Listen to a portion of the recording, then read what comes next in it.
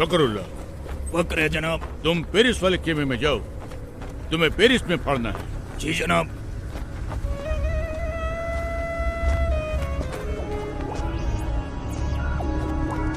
फकरुल्लाह। फकर है जनाब।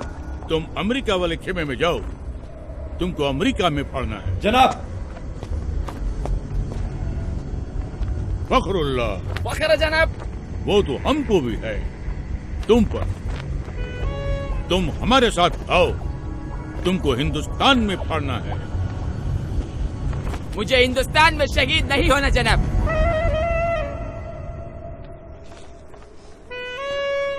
वहाँ पहले ही बहुत आतंक है। एक साथ 2 बम फट जाए तो दूसरे की खबर वही दबा देते, ताकि जनता में अखरोट पैदा न हो। अखरोट नहीं बेवकूफ,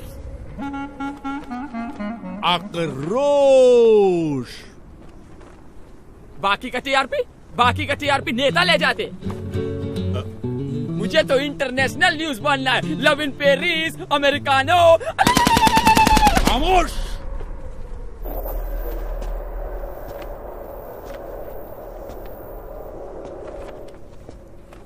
बदअक्ल, बदशक्ल, बेवकूफ, नामाकूल, गुस्ताख। इसके लिए तुझे अंग्रेजी सीखनी चाहिए थी, काफिर की औलाद।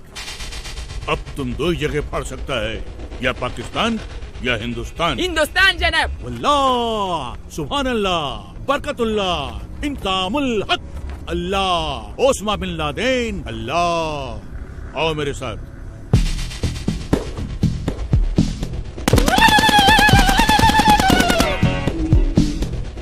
और एक बात ध्यान रखना, किसी भी मुल्क में जाकर पढ़ने के लिए सबसे पहले तुम्हें उस मुल्क के आम आवाम का एक हिस्सा बनना पड़ेगा,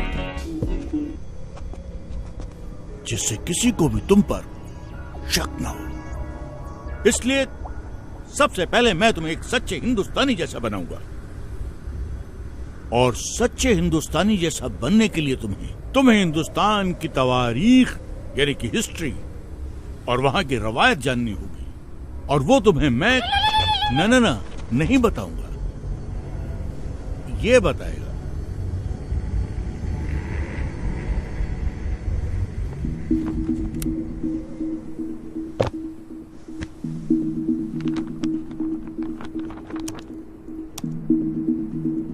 We made a tryst with destiny, and now the time comes when we shall redeem our pledge. Among those Indians who are now abroad, I expect that Indians living in Axis countries or in कोई बड़ी बात नहीं है बिस्मिल साहब।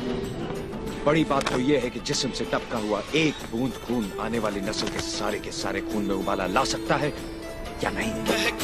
तेरी फिजा में हम बन के हवा का झोंका, किस्मत वालों को मिलता है।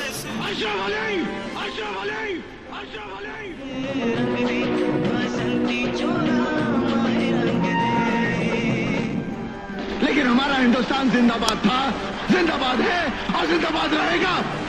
हिंदुस्तान जिंदाबाद। देखा जाए बर्बादियों का समा, ईश्वर या अल्लाह ये पुकार सुन ले, ईश्वर या अल्लाह हे दाता।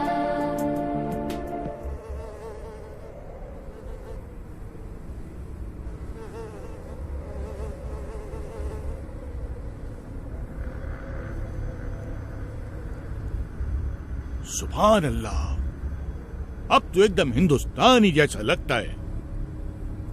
कैसा महसूस होता है? एकदम इंसान जैसा।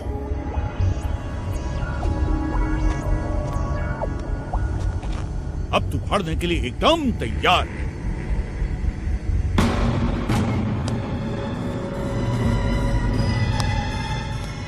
जाओ, अब फाड़ दो इसको।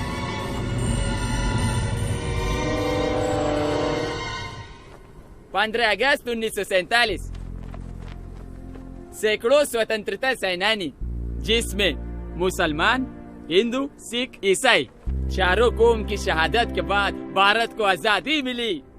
एक ही तिरंगे के नीचे खड़ा होकर हम सब ने मिलकर भारत का संविधान बनाया, जिसमें जितना अधिकार एक हिंदू को दिया, उतना ही अधिकार एक मुसलमान को, और उतना ही एक सिख और उतना ही एक ईसाई को दिया। एक ऐसा देश जो हर मजहब को जानता हो, पहचानता हो, अपना मानता हो। ऐसा देश जहाँ पर हिंदू के मंदिर की घंटियों के साथ अजान मिलकर पूरे हिंदुस्तान को एकता का पाठ पढ़ाती हो।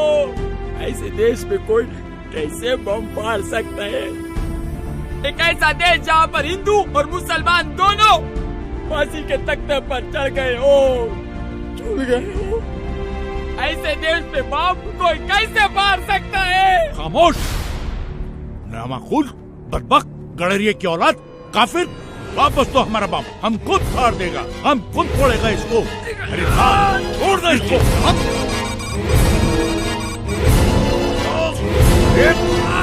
क्यों नहीं?